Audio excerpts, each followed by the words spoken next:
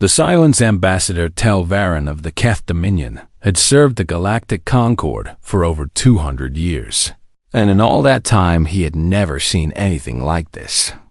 He stood in the Great Council Chamber on Concord Prime, surrounded by representatives from dozens of alien species, and every single one of them wore the same expression of shock and confusion on their faces. The holographic display in the center of the room showed a map of human space, and every marker that had once glowed bright blue was now dark and cold. "When did this happen?" demanded High Counselor Methra, her forearms waving in agitation as she turned to face the intelligence officers. 6 hours ago, replied the chief analyst. A small Varani with scales that shifted color with his emotions. Every human embassy across 12 star systems closed their doors at exactly the same moment. And every human diplomat boarded transport ships and left without saying a single word to anyone.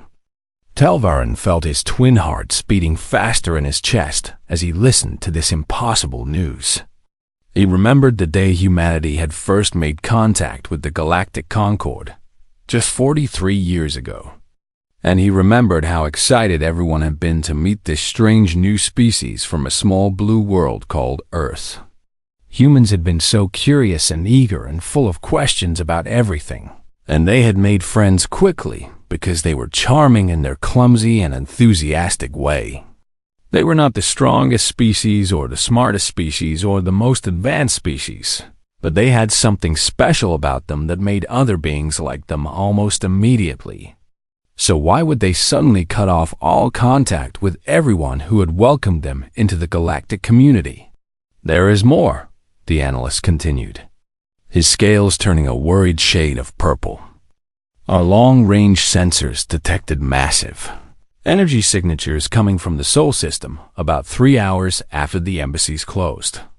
And we believe the humans are activating some kind of large-scale construction project." "What kind of construction?" asked Ambassador Crix of the insectoid Kethmari, his compound eyes glittering with suspicion. "We are not certain, but the energy readings suggest orbital platforms of some kind, possibly defensive in nature, and the scale is enormous." Telvarin exchanged worried glances with his fellow ambassadors as the implications of this news sank in. The humans were not just going silent. They were building something big, and they did not want anyone to know what it was. Over the next several days, more disturbing reports came flooding into Concord headquarters from every corner of the galaxy. Human merchant ships that had been traveling between star systems suddenly changed course and headed back toward Earth without completing their trade missions. Human scientists who had been working on joint research projects with alien colleagues packed up their equipment and left their laboratories in the middle of the night. Human tourists and students and workers who had been living on alien worlds for years suddenly received messages on their personal devices and immediately began making arrangements to return home. It was as if every human being in the entire galaxy had received the same order at the same time, and every single one of them obeyed without question or hesitation. Telvarin tried to contact his human friends and colleagues, people he had known for decades, but none of them would answer his calls or respond to his messages. One human woman he had worked with for 15 years sent him a single brief message before she boarded her transport ship. "I am sorry, old friend, but I cannot explain. Please do not try to follow us. And please do not hate us for what we must do." What did that mean? What did any of this mean? The Galactic Concord's High Council held emergency meetings every day as they tried to understand what was happening. And wild theories spread through the chamber like fire through dry grass. Some believed that humanity had suffered some kind of terrible plague and was trying to quarantine itself to protect the rest of the galaxy. Others thought that a civil war had broken out on Earth, and the humans were too ashamed to let their alien friends see them fighting among themselves. The Varith representative suggested that humanity had stolen advanced weapons, technology from another species, and was now preparing to use it for some dark purpose. They are planning conquest, he declared in his deep rumbling voice. They pretended to be friendly while they studied our weaknesses, and now they are building a war fleet to destroy us all. That is ridiculous, Telvarin argued back. I have known humans for 4 decades, and they are not conquerors. They are explorers and dreamers and builders, not destroyers. But even as he defended humanity, a small cold seed of doubt began to grow in his mind. Why would they act this way if they did not have something terrible to hide? The answer came 10 days after the silence began, when Concord Intelligence finally managed to get a spy drone close enough to Earth to see what the humans were building. The images that drone sent back made everyone in the council chamber gasp in horror and disbelief. Massive orbital defense platforms surrounded Earth in rings so thick they looked like a metal shell around the planet. Thousands of warships filled the space between Earth and Mars. More warships than humanity should have been able to build in 100 years, let alone 10 days. Weapons platforms bristled with guns and missile launchers pointing outward toward the stars, and construction ships swarmed around half-finished structures that grew larger by the hour. Earth had transformed itself into a fortress, an armed camp preparing for a war that no one else knew was coming. And then came the final transmission, broadcast on every frequency in every language known to the Galactic Concord. Earth thanks the Galactic Concord for 43 years of partnership and friendship, and we will always treasure the bonds we have formed with our galactic neighbors. But all diplomatic relations are hereby suspended until further notice, and we ask that no vessels approach the Sol system for any reason. This is not a request, this is a warning. Stay away from Earth. We are sorry. Then the transmission ended, and the silence returned, deeper and more frightening than before.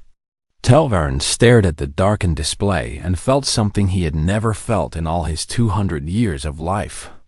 He felt afraid, truly afraid, not of what humanity might do to the galaxy, but of what might be coming that could make humanity act this way. What could possibly scare an entire species badly enough to make them cut off everyone they had ever known and prepare for a war that no one else could see coming? Telvarin did not know the answer, but he knew one thing for certain. Whatever was about to happen, the galaxy would never be the same again. Paranoia spreads. The panic spread across the galaxy faster than any disease or disaster ever could. Within days of Earth's final transmission, the Galactic Concord began to tear itself apart as species turned against each other in fear and suspicion. The Rithani Collective called for immediate military action against humanity, demanding that a combined fleet be sent to Sol to force the humans to explain themselves before it was too late. "We cannot allow them to finish whatever they are building," shouted the Rithani delegate in the council chamber, his bioluminescent skin flashing angry red. "Every day we wait, they grow stronger. And if we do not act now, we may never get another chance." But the Keth Dominion refused to support any military action against their former friends, and Ambassador Telvarin stood firm against the growing tide of fear. "We have no evidence that humanity means us any harm," he argued passionately. "They told us to stay away, not that they were going to attack, and there is a very big difference between defense and aggression." "Then why are they building so many weapons?" demanded the Varth representative, his massive scale body looming over the smaller delegates. "Why are they hiding if they have nothing to hide?" Telvarin had no answer to that question, and he could see that his arguments were losing ground against the rising paranoia. The Kethmari made their decision quickly and decisively, sealing their borders completely and refusing to allow any ships from any species to enter their space. "We do not know what the humans are planning," announced their queen through a recorded message. "We do not know if they are the threat or if they are preparing to fight a threat. But we will not take any chances with the safety of our hives." The Kethmari had always been a nervous species, quick to see danger in every shadow, but their actions made other species even more afraid. If the Kethmari thought the situation was serious enough to seal their entire territory, then maybe things were even worse than anyone imagined. Trade routes that had been busy for thousands of years suddenly went quiet as merchants refused to travel through space that might become a war zone.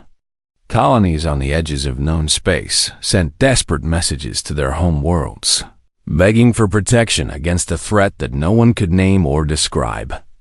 Religious movements sprang up overnight, preaching that the end times had finally arrived and that the humans were either the saviors or the destroyers, depending on which prophet you listened to. Telvarin watched all of this chaos unfold and felt his hope fading with each passing day. He had tried everything he could think of to reach his human friends, sending messages and gifts and even personal appeals, but nothing worked.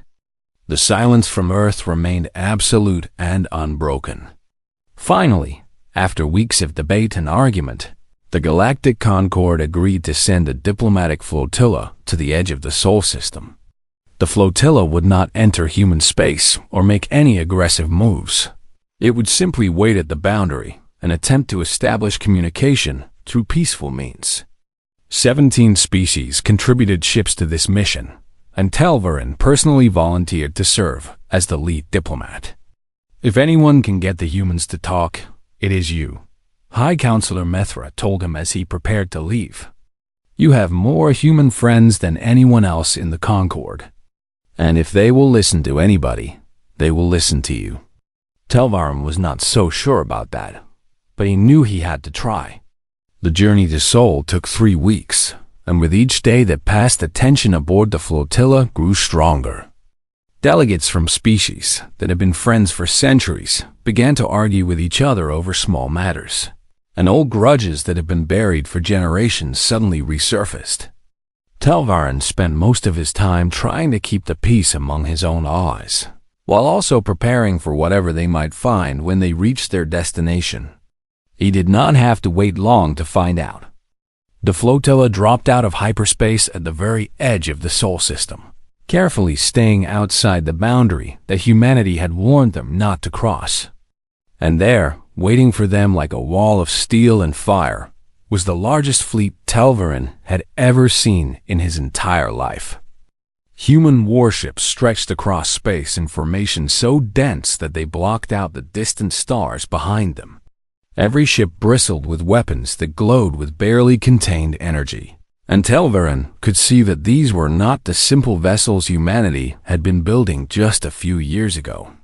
These were something new, something powerful, something that should not have been possible for such a young species to create.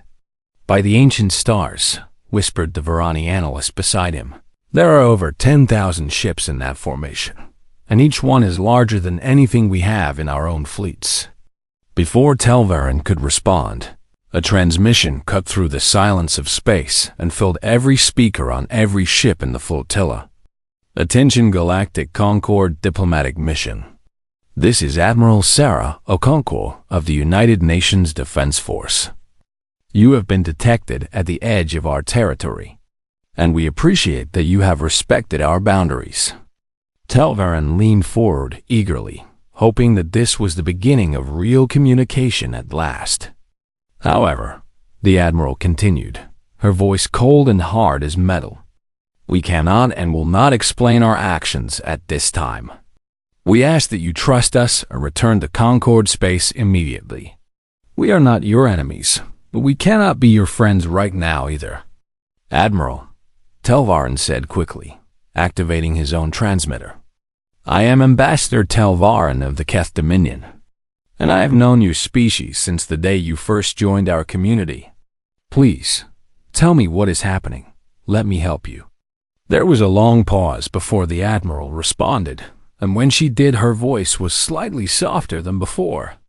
Ambassador Telvarin, I remember your name from the history files. You were one of the first aliens to welcome humanity into the galaxy, and my grandmother spoke highly of you. I cannot tell you what you want to know. Why not? Telvarin pleaded. Because if I did, it would not help you. It would only make things worse. The galaxy is not ready to know what we know. And if we told you the truth right now, the Concorde would tear itself apart in panic. We are already tearing ourselves apart, Telvarin said desperately. The fear of not knowing is destroying us faster than any truth ever could. Another long pause, and then the Admiral spoke one final time. Then I am sorry, old friend of humanity, I truly am. When this is over, we will explain everything, and we will accept whatever judgment the galaxy decides we deserve. But until then, you must trust us. Go home. Take care of your people. And do not come back here, please. The transmission ended, and moments later the human fleet began to move, gently but firmly escorting the flotilla back toward the hyperspace jump point. Telvarin watched the human ships surrounding his vessel and felt tears forming in his eyes. What terrible burden had humanity taken upon itself, and what price would everyone pay before this mystery was finally solved? What Earth knew deep beneath the frozen red surface of Mars, in a bunker that did not officially exist? General Marcus Chun stood before the Joint Human Defense Council and prepared to give his daily report. The room was filled with the most powerful leaders humanity had ever gathered in one place. Presidents and prime ministers and generals and scientists from every nation on Earth.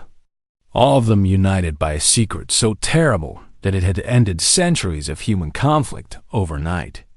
Construction is proceeding ahead of schedule, General Chun announced, pointing to holographic displays that showed shipyards and factories working at impossible speeds.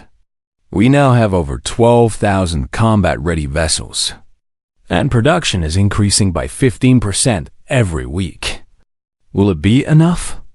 Asked President Okonkwo of the African Union, her dark eyes filled with worry that she could not hide. General Chun hesitated before answering, because the truth was that nobody knew if anything would be enough. 6 months ago, a human deep space probe called the Wanderer had traveled farther from Earth than any human-made object in history. The probe had been exploring a region of space that the Galactic Concorde had never bothered to investigate, a dark and empty area behind a massive nebula that blocked all sensor readings. What the Wanderer found there changed everything humanity thought they knew about the universe. Hidden in the darkness was the remains of an ancient civilization, a species that had lived and died millions of years before the first human ancestors climbed down from the trees. The ruins stretched across an entire solar system, silent cities and empty stations floating in the void like monuments to a forgotten tragedy. But the most important discovery was not the ruins themselves. It was what the ancient species had left behind in their final days. A warning, stored in a data archive designed to survive for eternity, waiting for someone to find it and learn the terrible truth.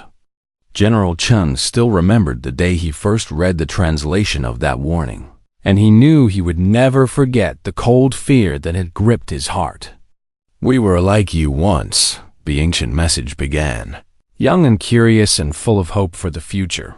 We built a great civilization that spanned 1,000 worlds, and we thought we would live forever. But we were wrong, because the galaxy is not empty, and we are not alone in ways that we never imagined." The message went on to describe something that the ancient species called the absence. Beings that were not made of matter or energy, but of something else entirely. Something that existed between the dimensions of normal space.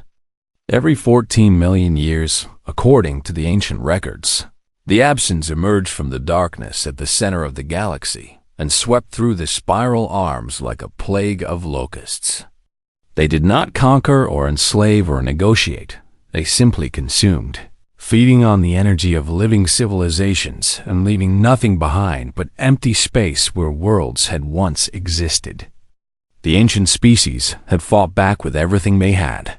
Weapons and ships and strategies developed over thousands of years of desperate warfare, but it was not enough.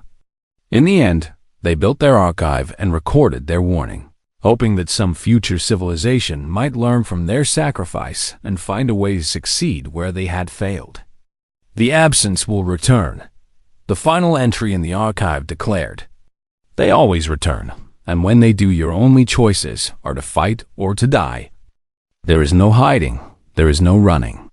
There is no surrender, fight or die. Those are the only options." When humanity received this information from the Wanderer probe, their leaders faced the hardest decision in human history. Should they tell the Galactic Concord about the threat? The arguments went back and forth for days, and General Chun had been on both sides of the debate at different times. Some believed that honesty was the only option, that the Concord species deserved to know what was coming so they could prepare their own defenses. But others pointed out the problems with this approach. The species of the Galactic Concord had lived in peace for 8,000 years, and most of them had never fought a real war in living memory. If humanity told them that an unstoppable force of dimensional beings was about to sweep through the galaxy and consume everything in its path, the result would be chaos. Species would turn on each other, fighting over resources and safe locations and anything else that might give them an advantage. The Concord would collapse into civil war long before the absence even arrived, and billions would die in the panic. And even if the Concord somehow held together, what could they really do to help? Humanity had the ancient archive. Humanity had the technical data on how the previous civilization had wounded the absence before being destroyed.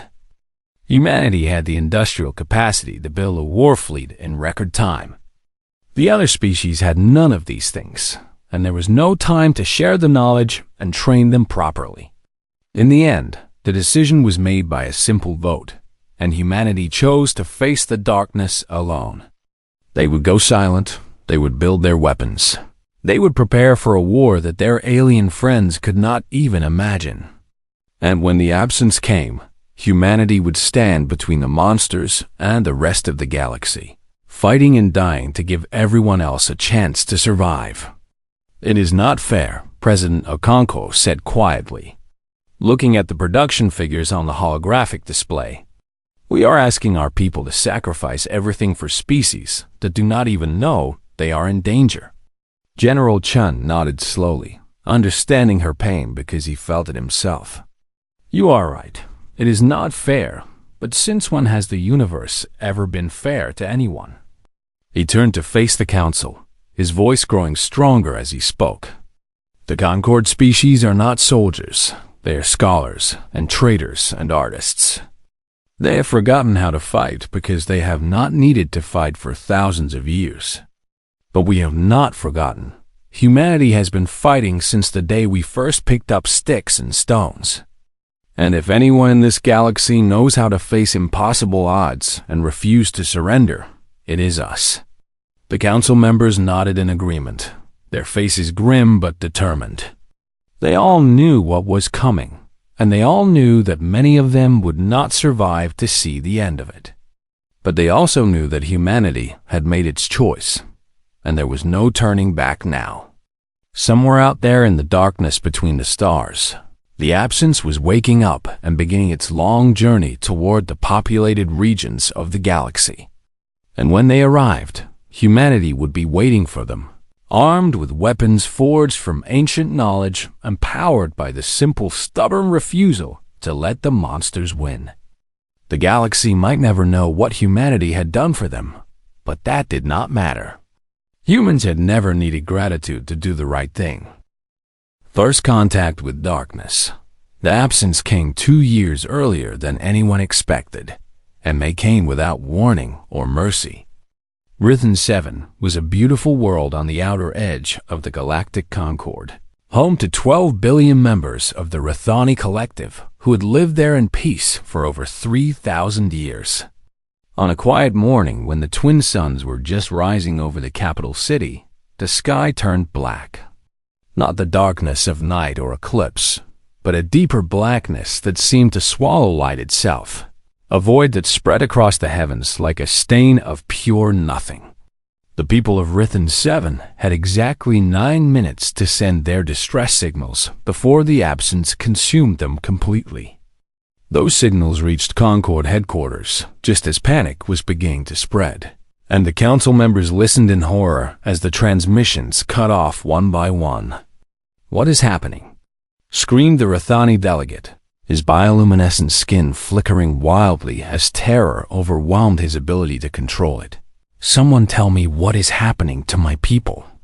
No one had an answer, because no one had ever seen anything like this before.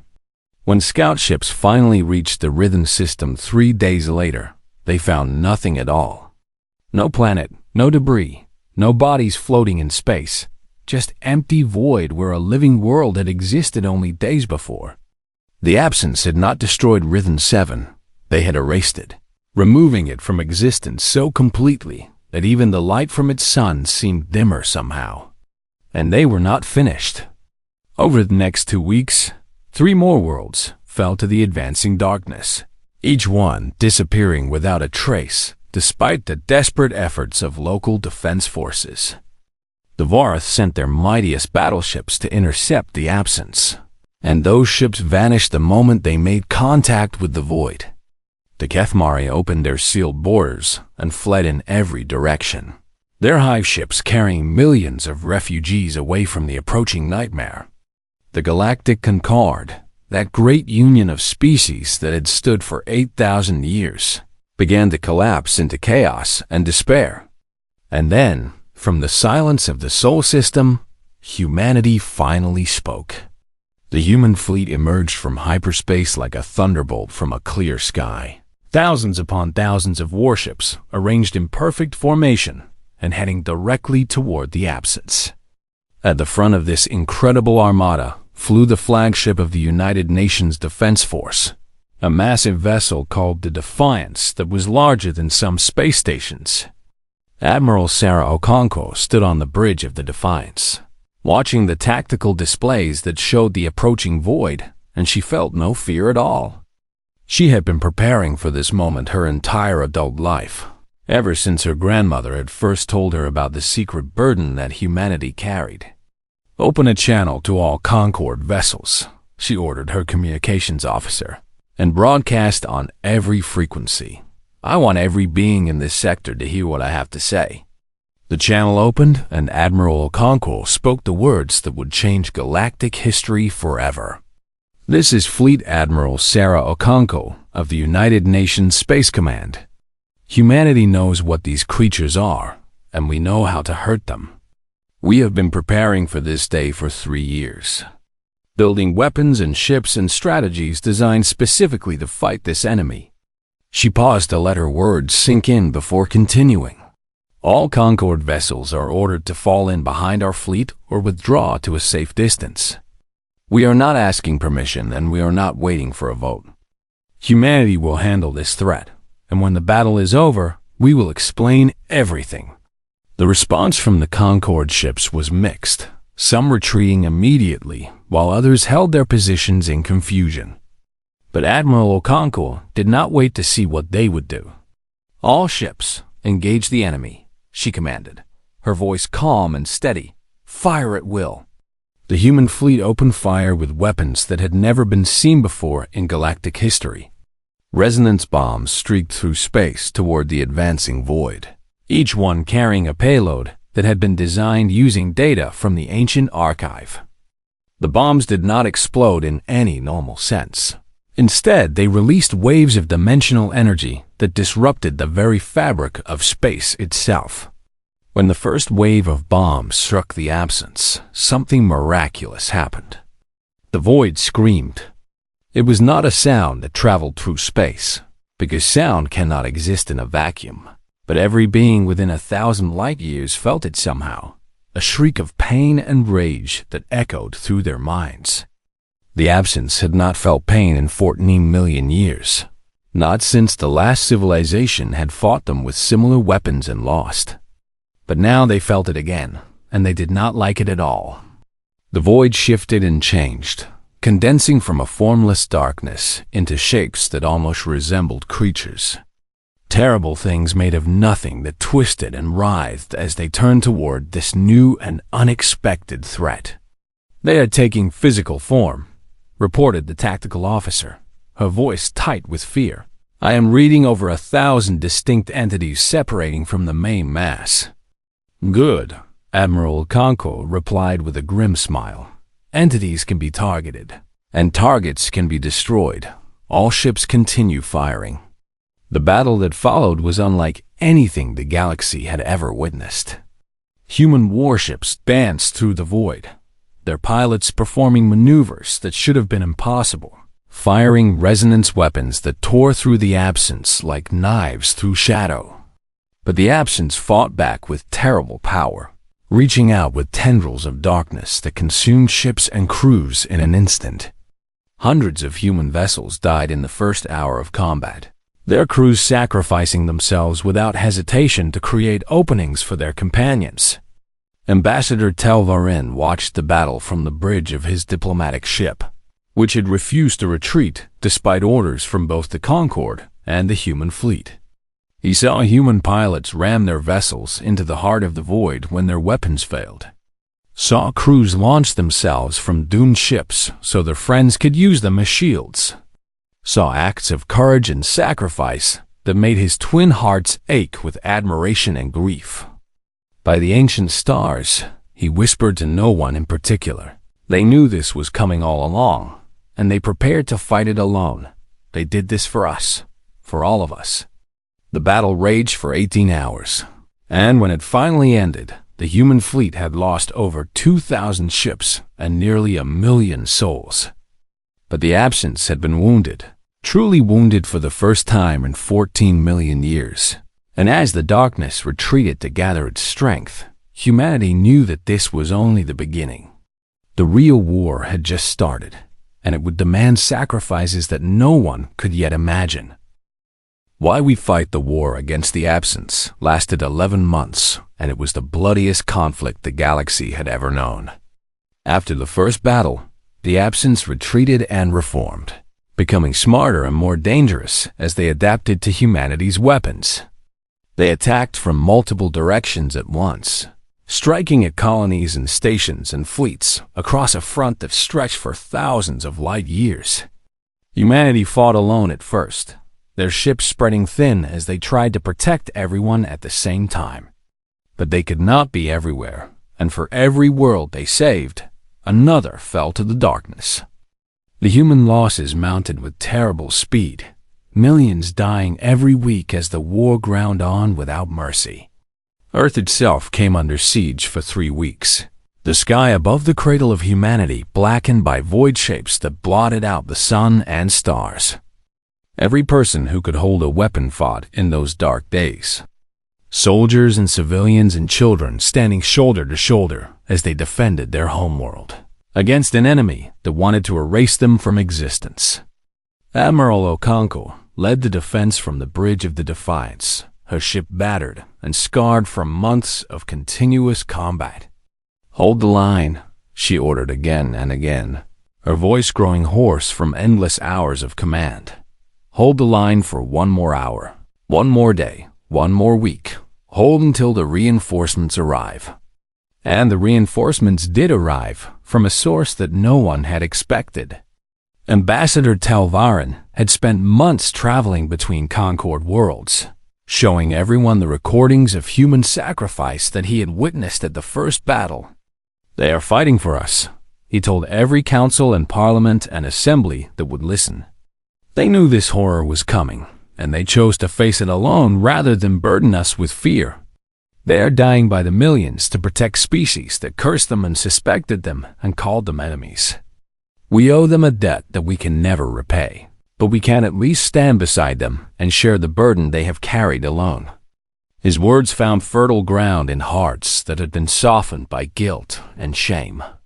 The Keth Dominion sent their fleets first, old and outdated ships crewed by soldiers who had never fought. A real war, but who refused to stand by while others died in their place. The Varani followed, their scientists working alongside human engineers to improve the resonance weapons and develop new defenses against the void. The Vorath, who had accused humanity of planning conquest, sent their mightiest warriors with a simple message. "We were wrong about you, and we will prove our regret with blood." Even Mari, who had sealed their borders and hidden from the threat, emerged from their hives to join the fight. Our ancestors were cowards once before, and it destroyed our civilization, their queen declared. We will not make the same mistake again. We would rather die fighting than live knowing we abandoned our friends. The tide of the war began to turn as the combined forces of the galaxy stood together against the absence. Human admirals coordinated fleets from dozens of species, teaching them tactics and strategies that turned their weaknesses into strengths. Alien scientists contributed ideas that human researchers had never considered, leading to breakthroughs in weapons technology that made the resonance bombs twice as powerful. And through it all, humanity remained at the front of every battle, taking the hardest missions and accepting the heaviest losses, because they would not ask others to do what they were not willing to do themselves. The final battle took place above a world called Sanctuary, a colony that humans and aliens had built together as a symbol of hope for the future. The largest absence entity that had ever been recorded descended on Sanctuary, a massive void so enormous that it blocked out the light from the local star. Admiral Okonkwo led the assault personally, her Defiance surrounded by ships from 17 different species, all fighting as one. All ships concentrate fire on the central mass, she commanded, watching her tactical displays with eyes that burned from lack of sleep. We have to destabilize its dimensional anchors before it can consume the planet. The battle raged for hours, resonance weapons tearing chunks out of the absence, while tendrils of void reached out to consume ships and crews in return. The Defiance took hit after hit, her armor melting away and her systems failing one by one. Admiral Okonkwo knew that her ship was dying, and she knew what she had to do. All hands abandon ship, she ordered, her voice calm despite the fear in her heart. I am setting collision course for the entity's core. Admiral, no, protested her first officer, but she silenced him with a look. The resonance generators are too damaged to fire normally, but if I detonate them inside the entity, it will destroy the dimensional anchors. This is the only way. She watched her crew evacuate, making sure everyone was clear before she turned the Defiance toward the heart of the void. Telvarin, if you can hear me, she transmitted on an open channel. Tell my grandmother's stories to whoever will listen. Tell them that humanity did not fight because we wanted glory. We fought because it was the right thing to do. The Defiance struck the absence at full speed, and Admiral Okonkwo detonated every resonance generator on her ship at once. The explosion tore through the entity like a star being born, light flooding through the darkness for just a moment before everything went silent.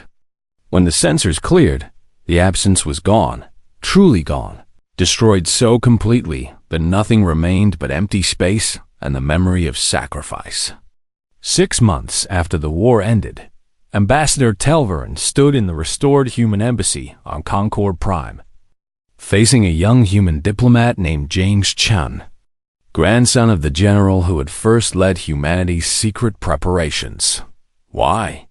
Telvarin asked, the question that had haunted him for so long finally given voice. Why did you choose to bear this burden alone? James smiled sadly, looking out the window at the alien city that spread before them. Because we loved you, he said simply.